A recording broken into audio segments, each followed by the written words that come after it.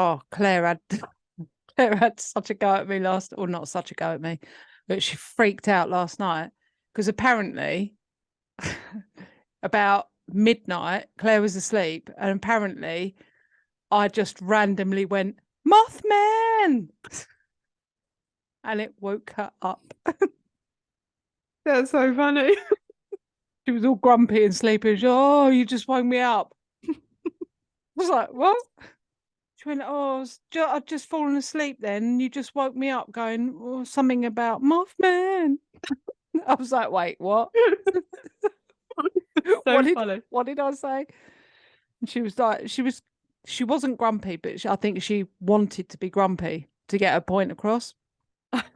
She was like, oh, you just went, Mothman. Did I say it exactly like that? But the thing is, then it's in my head, and then I just want to shriek, Mothman! I know, I'm such an annoying partner. But I am being a really good girlfriend lately. Oh, go on. You tell me about why, and then I'll tell you what Josie woke me up with in the middle of the night. Okay, was it Mothman? No, it was not, no. Oh.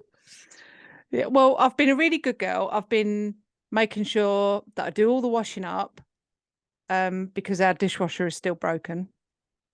I've been doing all the washing up. I've been cooking loads. I cooked surf and turf. Wow. Like really nice, like been making really nice salads to go with it, like prawn salads and things like that. I can't even remember what I've cooked. Oh, I did a really big, elaborate roast dinner on Sunday. And then I cooked dinner yesterday. I did barbecue for me and the kids last night. And every month I buy Claire a present. Oh, that's so lovely of you. Yeah. I always make sure whatever I get her for a present for the month, I always try and like wrap it all nicely in like nice paper and then like a surprise, blam, present. That's so cute. Yeah. So she said last night, she was like, oh, you're being a really good girlfriend. But this was before I shrieked, Mothman! And woke her up. You've gone down a peg of two. Yeah, ruined it for myself. But you know what? Totally worth it. Yeah. So, Josie, the other night, she generally wakes me up. We always go to bed, and I always say, if you can't sleep, wake me up. And she says the same. She's like, if you can't sleep, wake me up. I don't do that. I don't mind at all being woken up in the night because I sleep like the dead. So if she wakes me up, I'm very on it. I'm like, yeah, what can I do? And then straight away I'll go back to sleep. Oh God, no. If I say to Claire the exact opposite, I'm like, if you wake up and you can't sleep in the night, shut the hell up. You're on your own. Because if you wake me up, I won't go back to sleep. Oh no, I sleep like the dead. So she woke me up the other night. She went, darling. I was like, yeah. What? Yeah, what? What can I do? Do you need? Cuddles? What? Did we order a pizza? Oh. I went, no, pop it. She went, it was a ham and cheese one. And I'm worried that if I go back to sleep, I'll miss it. And I'm really hungry. I feel for her because I love pizza.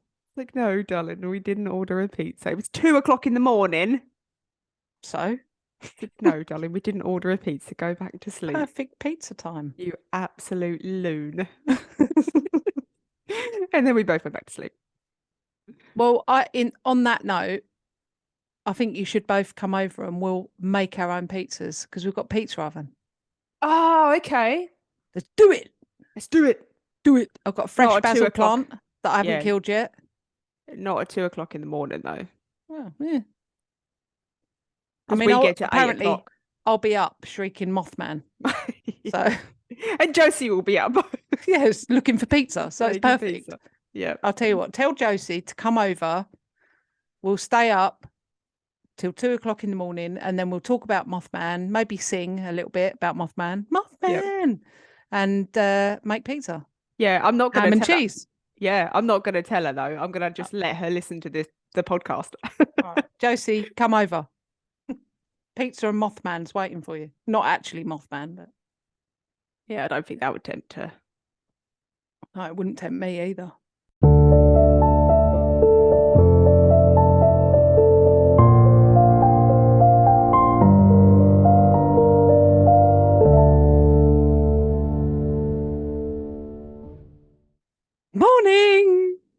Morning. I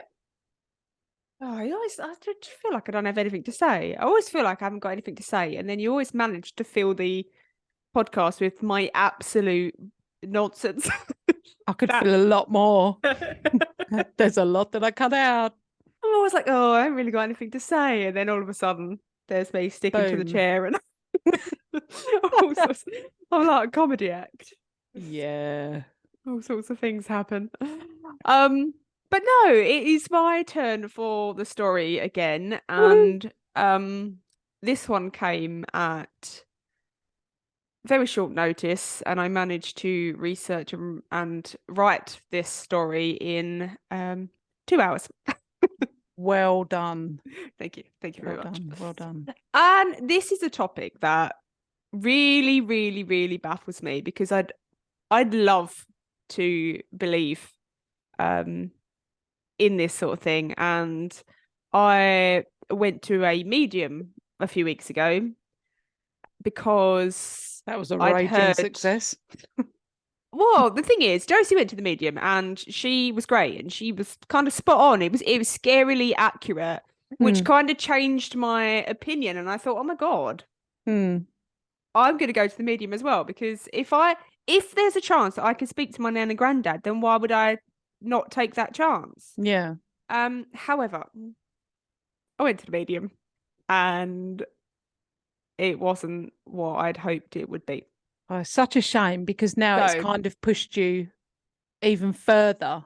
Well, the thing away. is, because she was so strikingly accurate with Josie's reading, that I am going to go to her again. I'm going to give her another shot, because I can't fathom where she would have got that information from. So I am going to go again. But this story I found, and it was something that just kind of spoke to me, and I wanted to get your opinion of it and everybody else's opinion of it. So, because that's it's my biggest hope, that and time travel. I want to be able to like communicate with my mum. That's the most important thing to me, is to get some kind of reassurance that my mum's all right. Yeah, that's the thing, isn't it? If there's a chance that we could speak to our passed over loved ones, then what a phenomenal thing to do. But this episode is somewhat on that same topic, and it is life after death. And I've written a little bit at the beginning.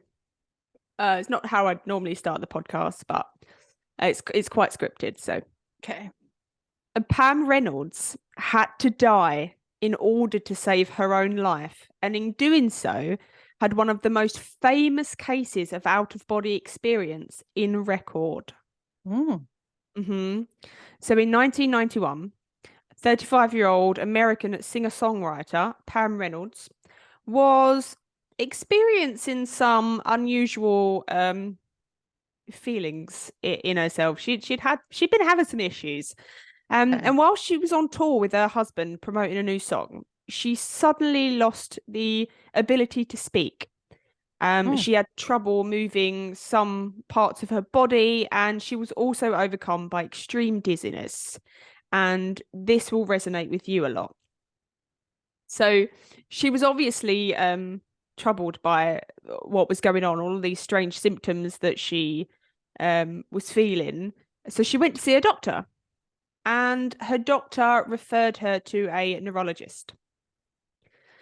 So a CAT scan actually revealed that she had a giant aneurysm in her brain. And if that wasn't bad enough, it was in the wall of her basilar artery, which is a very large artery in your brain. And it was really close to her brainstem. And she was told that if left, it would burst and it would kill her. There's no certainty, no uncertainty about that. It would burst and it would kill her. And the other option, on the other hand, was surgery to remove the aneurysm. However, she stood 0% chance of surviving that surgery. Oh, great.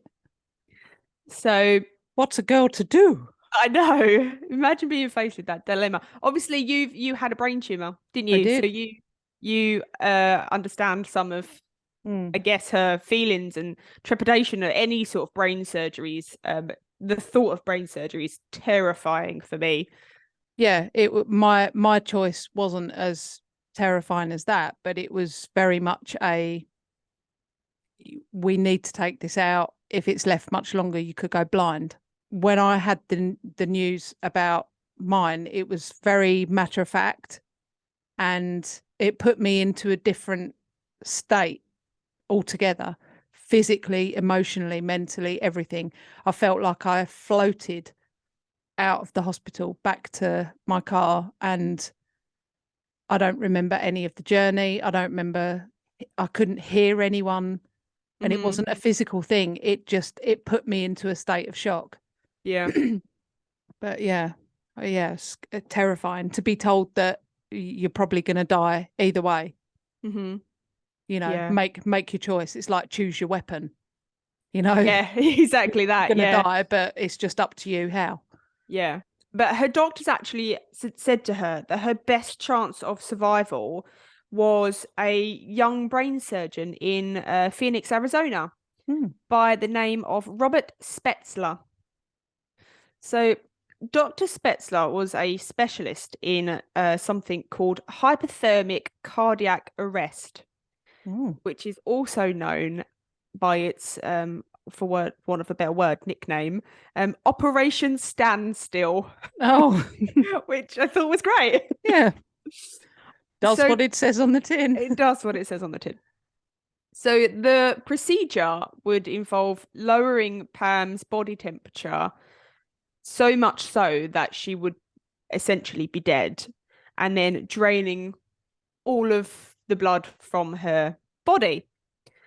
She would be put on bypass so that the blood would come out of her body, go into the bypass machine, and then cool it down and go back into her body. So it was still. Did you say cool it down? Cool whip. Cool whip. Cool whip. So it would still circulate through her body for a little while. They completely drained it from her head, but it would circulate through her body and cool her down, but still provide oxygen to her organs. But during the operation, her brain would be completely inactive. There'd be no brain function at all, and that was paramount to the operation. And it was said that at such a low temperature, the brain can actually survive for much longer without oxygen than it would normally, because they say, what's it, 3 minutes that you're. I wouldn't know. Something like 3 minutes, I think, that your brain it's can not survive. long, any is longer it? No, any longer than that, then that's when you start to get massive brain damage. So the brain can survive a lot longer without oxygen, and the swollen blood vessel, the artery where she had her aneurysm, would kind of almost like soften. Obviously there's no blood in it, it's not pulsing out, it's not swollen anymore. So that would lower the risk of it rupturing during surgery. The reason that she had such a low percentage of surviving a normal surgery was because it was so filled with like ready to go. Just anything would have burst it, and then it would have killed her. It's so clever, isn't it? So amazing that they can do things like that. So what was the surgery? Do you know? Were they just literally going to take that portion of blood vessel out and put it together and they just clip that aneurysm out, so stitch it all back up, and voila. And then once the surgery was over, Pam's blood would be circulated back into her body, and it would raise her temperature again, and then it would bring her back to life. But what happened during and after the surgery that no medical professional could explain. So here is what actually happened on the day of that surgery. So at 7:15 a.m., Pam was wheeled into the operating theatre, where she was given general anesthesia, and she fell into a lovely deep sleep, which, when I'd never had a surgery before until I had my tumor out. and I had no idea what to expect. And it was actually really, really nerve-wracking. It was really scary, I think, to experience general anesthetic. And somebody said that they take you into a different room and they give you general anesthetic, and then they take you into the surgery room. Yeah. But I didn't have that. I was on the surgery table with all of the lights and the equipment and medical professions. And then I just started to feel heavier and heavier. And I said to the lady, I was like, my body feels really heavy. And she was like, yeah, that's just the anesthesia. And that's all I remember. That's all she wrote. Else, until I then woke up out of it from my lovely dream. I was having such a great dream. Was it about pizza? No, it was about I was teaching Isaac. I was teaching Isaac to crochet, and I remember saying, you know, when you're kind of coming out of it, and I was talking, and I was going, I don't know why I was teaching Isaac to crochet, because he never sits still. That was futile. Yeah, do that. It's never going to learn how to crochet. Do you know when they gave me my anesthetic before my brain surgery, they gave me cocaine before? What? Why? Was just a special request, like a last meal? Yeah. Yeah. I was like, oh, sort us out. No, because it stops the blood flow. It like shrinks your blood vessels. Yeah, blood vessels. Yeah. Yeah. Yeah. I was like, really? And he went, yeah, it's cocaine. And I was like, you're giving me cocaine? He was like, shh. Was you awake during the surgery? I was like, wait, what? Strapped down. Yeah, weirdest thing. That's so funny. Yeah. Oh, you absolute little druggie over there. Never knew that about you. So anyway, Pam was now unconscious, and Dr. Spetzler and his team of more than 20 nurses, physicians, technicians began prepping Pam's body for surgery. They lubricated her eyes to stop them from becoming dry, and then they taped them firmly shut, super sealed. They attached an EEG electrode monitor to monitor her brain activity. So it was paramount that there was zero brain activity, so they had to monitor it. I mean, I think in any surgery they attach those things to monitor. They monitor the level of anesthesia, don't they, to make sure that you don't. Because I was terrified of. There's that program, the film called Awake, where he's having surgery and he can feel everything. So I asked the lady about that, and she was like, no, we monitor everything, so we know if that's happening. We do keep an eye on you. We do, just keep an eye on you. So they also placed small headphones in her ears, which they don't normally do during surgery. And these little earphones, they would emit 100 decibel clicks. And that would measure her brain activity to see whether she was like responding to the clicks. I mean, really, they should have played Perplexed Podcast. I think that would have been too stimulating. Do you think we're stimulating? No. Are we stimulating you guys? So not only would it monitor her brain activity, it also completely eliminated any outside noise, because 100 decibels, to me, I don't know what that is, but I looked it up, and it is approximately the sound of a speeding train. So that's quite loud in the ears. Yeah. So she wouldn't have been able to hear anything. She's unconscious anyways, and she would be dead. And then they also shaved Pam's head. So they shaved just the side that they was going to operate on. That's all they needed. They didn't need to do the rest. So just shaved one part of Pam's head. At 8:40 a.m., with everything prepped to begin the surgery, Dr. Spetzler uncovered his vast array of surgical instruments and unclipped his little box where his tools were, and chose a small surgical saw with which he began to cut through Pam's skull. Okay. Now, a small trigger warning. No. for this episode, just that it includes surgery, and some people don't like listening to surgical procedures, things like that. So it's not particularly in depth, but small warning. We've been warned. Yeah. And you can put that at the beginning before I start saying about the saw thing. If It's you want too late to. now. It's too If late. if you didn't do a warning at the beginning. Oh, I didn't. Sorry, guys. Well, so with part of her skull removed now, Dr. Spetzler took a pair of scissors and began cutting through the outermost membrane of Pam's brain. So it's not just skull and brain. There's a membrane of fluid that protects your brain, keeps it. That's what burst on me. Oh, is that why you had the belly button nose thing? So it was dripping out. Yeah. Leaked. So yeah, I needed part of my belly button taken out and stuffed up my snout. Yeah. I'm aware of the brain membrane. Yeah. So you have to cut through the membrane of the brain to access the brain. At the same time that this was happening, the cardiac surgeon was attempting to put Pam on bypass by inserting a tube into her femoral artery, which is the main artery in your leg, near your femur. But she encountered a small problem when she realized that Pam's femoral artery was actually too small for and not for the tube itself, but for the amount of blood. It was something to do with the volume of blood that they was passing through it. The artery was too small to allow that amount of blood to go through it. Yeah, because your femoral artery is the one that's really, it has a lot of blood flow through it, doesn't it? And that's the one that if you cut, it would squirt about 15 feet.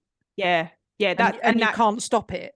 It's like the pressure is like immense. And it's so wide that if you need a heart stent, they go through your femoral artery up, because it's nice wide artery, and they go up everywhere else. Yeah, so she must have got in there and thought, that's strange. So small. Yep. But they didn't stop there. They needed to put Pam on bypass. So they tried the other leg. So you've got a femoral artery in each leg. So they closed up one leg and then opened up the other one. And around 10:50 a.m., Pam was successfully placed on bypass, where the warm blood was circulated out of Pam's body into the cylinders of the bypass machine, where it was cooled down and then returned to Pam's body, and then steadily lowering her body temperature. And at 11:05, Pam's heart stopped. Was that supposed to happen? Yes. Oh, okay. Yeah, they had. Right, so they stopped her heart. Oh God. Yeah, they had to kill her. She had to be dead for it to work, and they had to drain her blood out. Jeez. So the up and down of Pam's brainwaves swell on the EEG monitor flattened to a line. Her brain stem was completely unresponsive, and they removed all of Pam's blood, and then so she was actually clinically dead. Oh God, that's terrifying. There was no life, no brain activity. There was no blood in her body. Her heart wasn't beating, so she was dead. So with all of the blood removed from her body, the aneurysm collapsed. Nothing in there, no blood in there. So Dr. Spetzler was able to just easily clip it off. Simple as that. Job done. Bish, bash, bosh. Clip, clip, snip. Clip, clip, snip. As simple as that. The blood was then... it wasn't. Yeah, it sounds really simple, doesn't it? It's easy. I could do that. Take that little bit out. So yeah, once the aneurysm was taken out, she was stitched back up. The artery was stitched back up.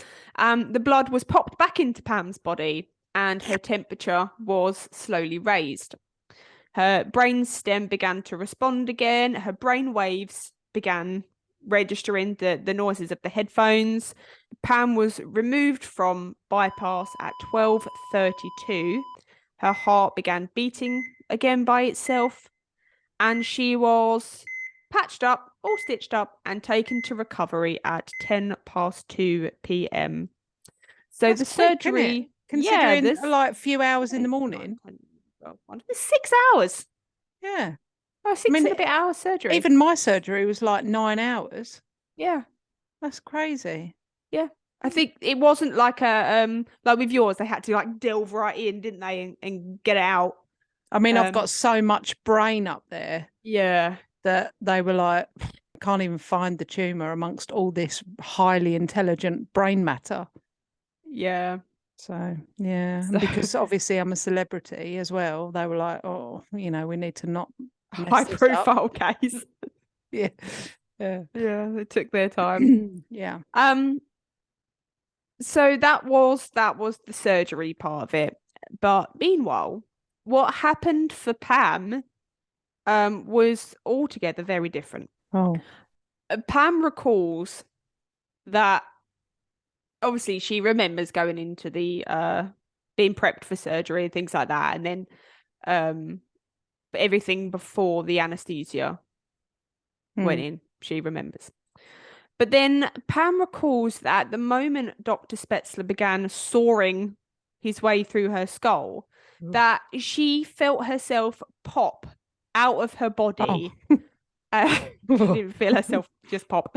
She popped out of her body and she floated up above herself, where she watched the surgeons going about their business below.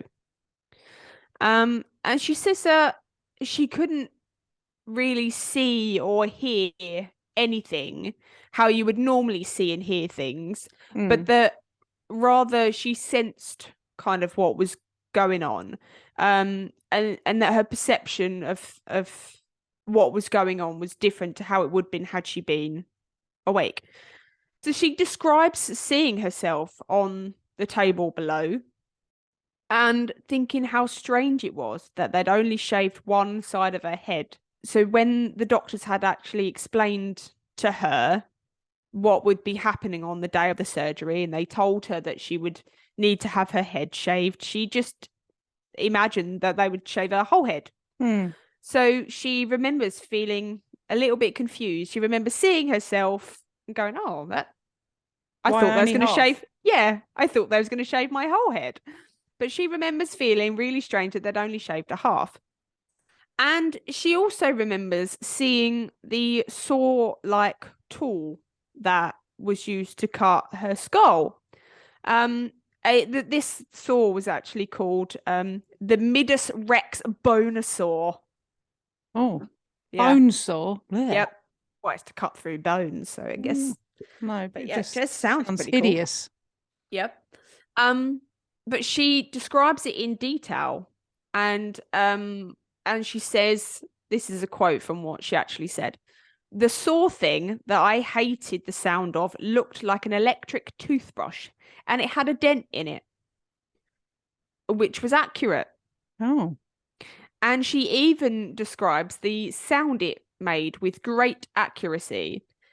And she describes seeing the case as well of where the surgeon had got the drill out of. And she remembers seeing the case and describing the case and seeing all the little attachments for it as well. And she said it almost looked a bit like a socket set where you'd have probably not too dissimilar, is it? Yeah, it's just a tool for a different job. That's all. Yeah. Different kind of socket. Yep. Pam was also able to recall a conversation that had been had between the cardiac surgeon and another surgeon in that hospital room. And she remembers hearing a female voice saying, "We have a problem. Her arteries are too small." And then she heard a male voice say, "Try the other side." Oh. And medical records from the surgery confirm that this conversation actually happened. But there's no way that Pam could have heard that.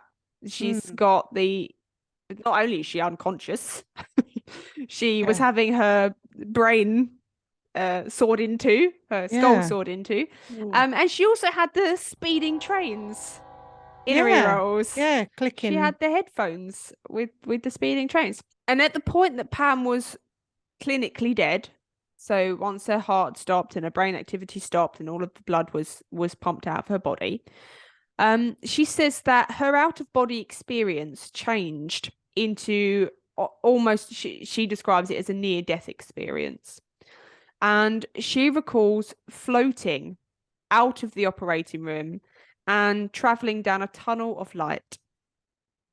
And she recalls seeing deceased family members waiting at the end of this tunnel, like just waiting to greet her. She said that her great grandmother, who had been passed for many years, was waiting for her, and she had a conversation with her, and her uncle was there, and other family members were there. And she said that she entered this brilliant, white, warm, and loving light. She describes it as like a loving feeling, and she felt incredibly happy. But she said that the experience was cut short when her deceased uncle pulled her away from the light, pulled her back down the corridor, back into the operating room, where she could hear the Eagles song, Hotel California, playing. Love that song. Yeah. But do you know the bit where it says, you can check out anytime you like, but you can never leave? She said that's the bit that she remembers hearing. And when she heard that bit, Pam said that she saw her body below, like on the table, and she said, I looked like such a state. I looked like a mess.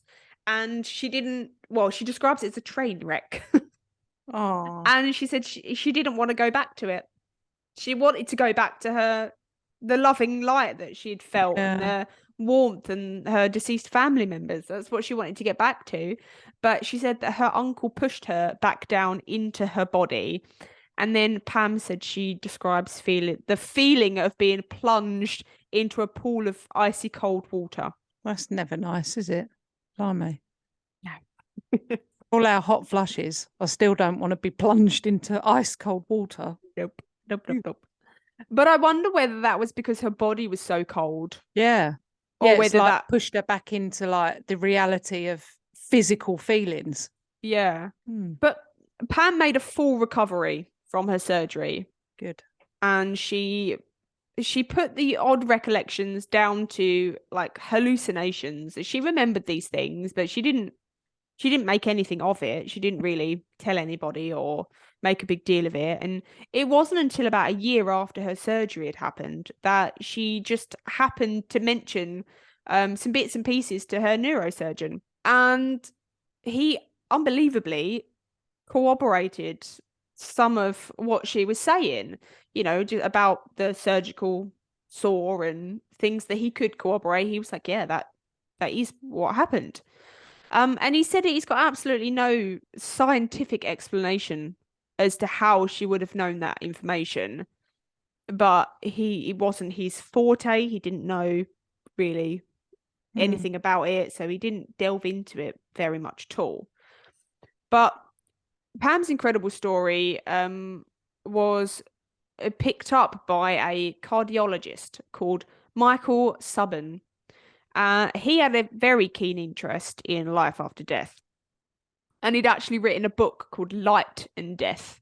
So when he heard Pam's story, when he heard of her experience, he was very keen to kind of delve into it a little bit more and kind of explore it. And so what he did was he kind of got the surgery records and the people that did the surgery that day, and he actually managed to corroborate everything that Pam had said had happened.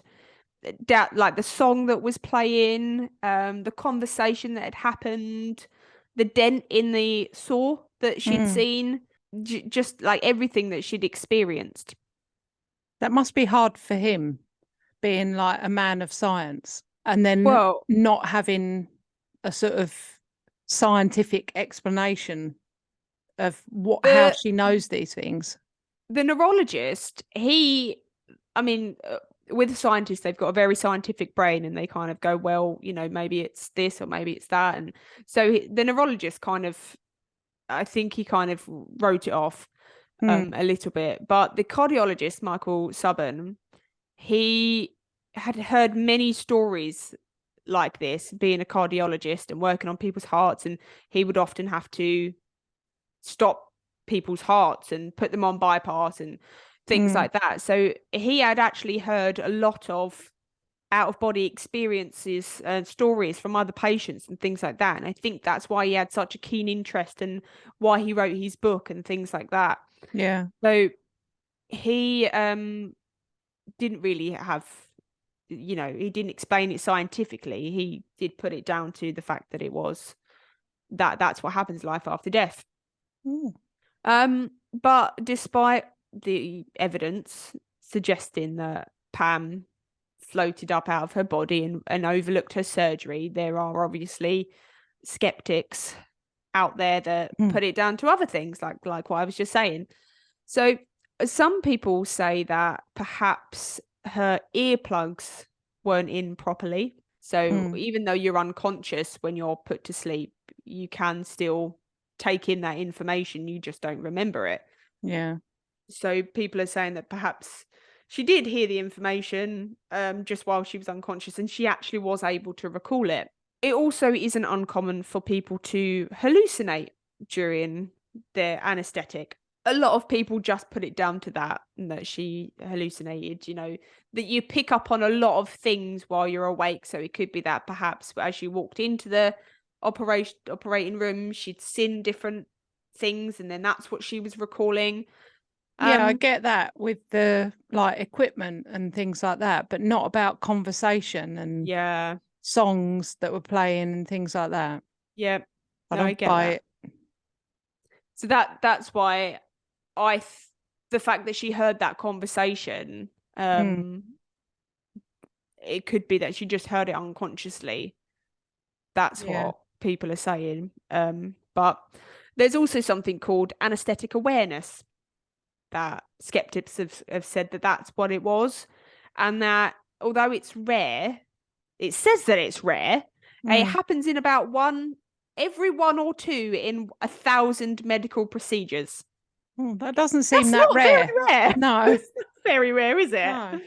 If there was a disease out there and every 1 or 2 in 1,000 got it, that's not rare. No. So basically, anesthetic awareness is that during the anesthesia, when you're put to sleep, although unconscious and you don't feel any pain, patients are aware of their surroundings and they're aware of what's going on. They can hear what's going on. Some people describe their surgery in great detail because they're aware of what's going on. They're just unconscious. But although most people that this happens to, they don't recall that information. When they wake up, they don't remember it. So it could be that actually we're all aware when we're unconscious of what's going on, but when we wake up, we don't recall it. Yeah, we don't remember, yeah. So who knows? Who knows? There's actually, I watched on the TV a little while ago, there's a Netflix program and it's called Life After Death. And it's really, really, really interesting. And I think one of the beginning episodes, there is a woman on there that goes kayaking. And this is like my worst fear ever. Oh, I have seen that. She goes kayaking and she goes over the waterfall bit, and then her kayak gets pinned. Yeah, in the waterfall. Is she with her husband? She's with a few other buddies and a couple of friends or something, and they then start looking for her. Yeah. So it's good. She's pinned between some rocks, upside down under the water in her kayak. And she said that she remembers feeling the waterfall hitting her body and breaking her arms and breaking her legs. And she remembers feeling the water pinning her to the kayak so that she couldn't move. And she was under the water for 30 minutes. That's ridiculous, isn't it? But during that time, she says that she came up out of her body and she watches from outside as to what's going on, and she can see her buddies trying to look for her. Yeah, she was sitting on the riverbank with a snack. Guys, I'm over here. And she said that her life vest popped up And so, they was like, oh God, here's a life vest and whatever else. But they eventually found her after 30 minutes where she was quite obviously dead. She said her body was purple and it was bloated. And she Oh remembers God. seeing it. She remembers Yeah. seeing her body, like a purple, bloated body. And she also says about It's like uh Barney. yeah. She also says that she remembers feeling this warm light, Mm. this loving light, but at the same time, these her friends and her buddies were performing CPR on her and trying to get her back, and she actually survived without any sort of brain damage. And she was, I So think weird. she's a surgeon or something like that. She was, I think, sure Mm. she was a surgeon. So she has had no explanation at all as to why that or how that could have happened. Because after people say after 3 minutes, your brain is starved of oxygen, brain damage sets in. So she was under the water for 30 minutes, Mm. quite clearly dead when they pulled her out, and they managed to get her back, and she didn't sustain any brain injuries. So again, whether that was because she was under the water and it was freezing cold, Yeah. and they're saying that your brain can survive longer in the cold Mm. or at below a certain temperature without oxygen. Who knows? But Yeah. she had a very similar experience to Pam. And so do a lot of people. I've seen some other stories as well about out of body experiences and things like that. So Mm.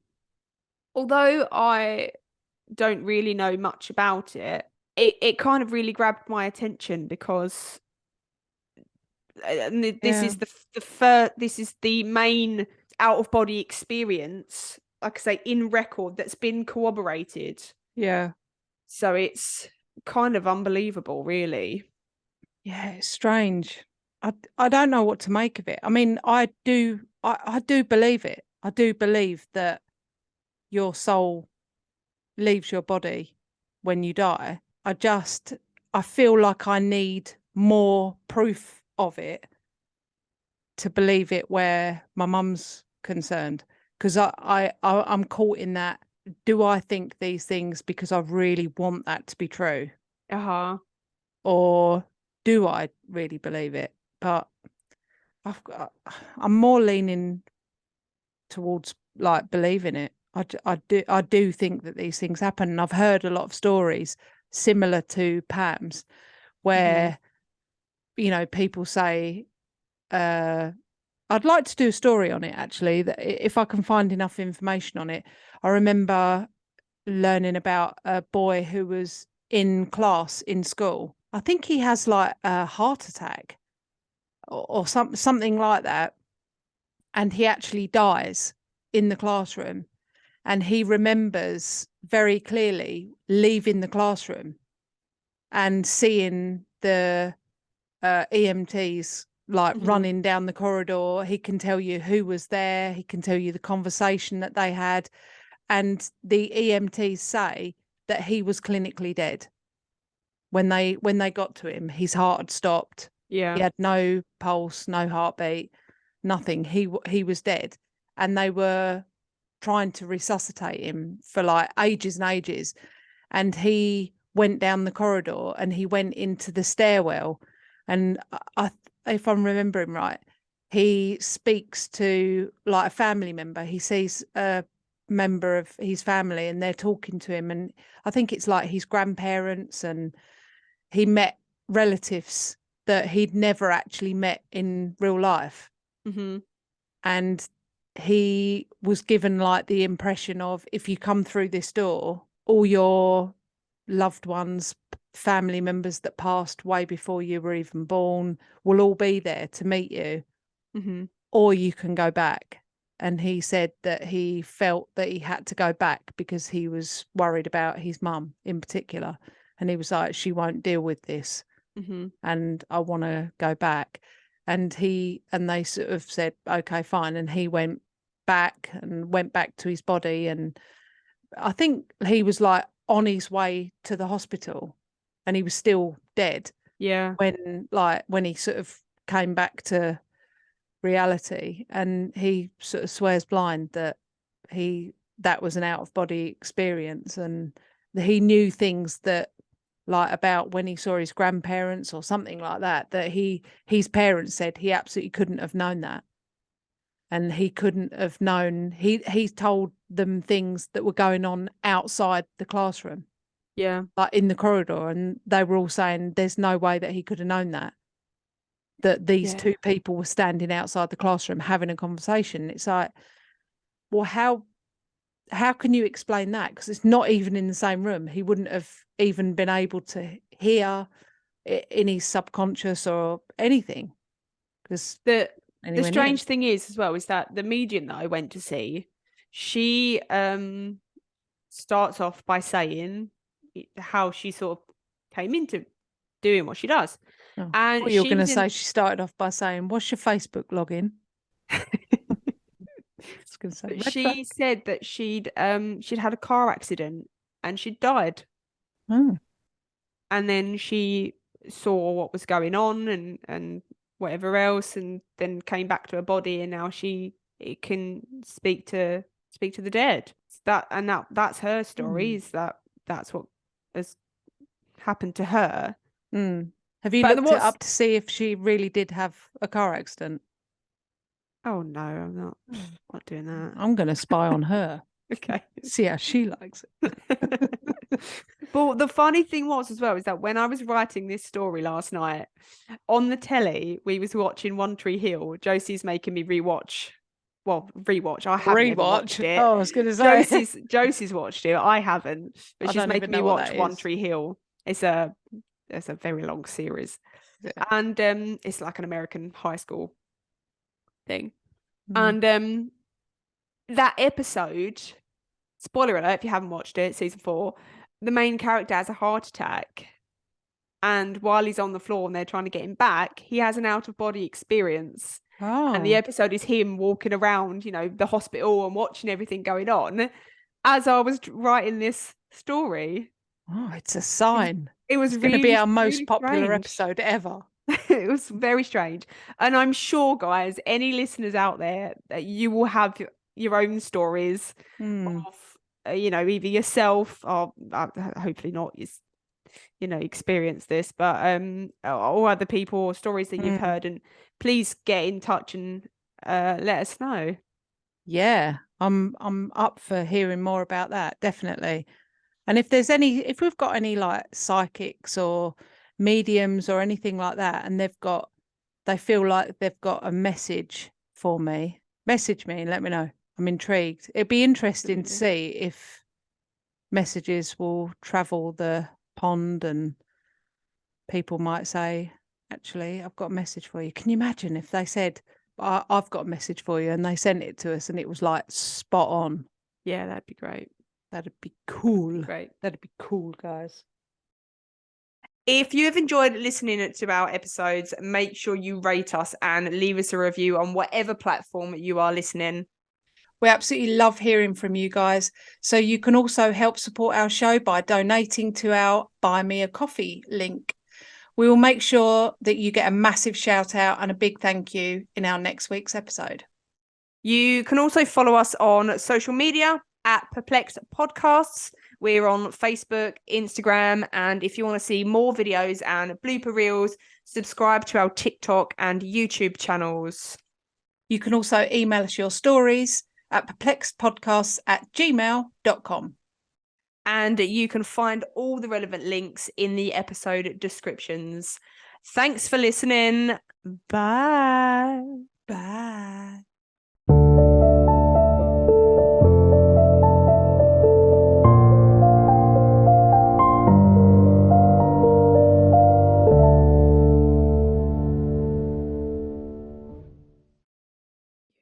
I just don't like pepperoni on pizza, which is weird because I eat a lot of like Barcy sausage. Love a Barcy sausage. But, what are you saying? Barcy. Barcy? Yeah. Barcy sausage. That's not the word, is it? Yeah, it's my word. All right.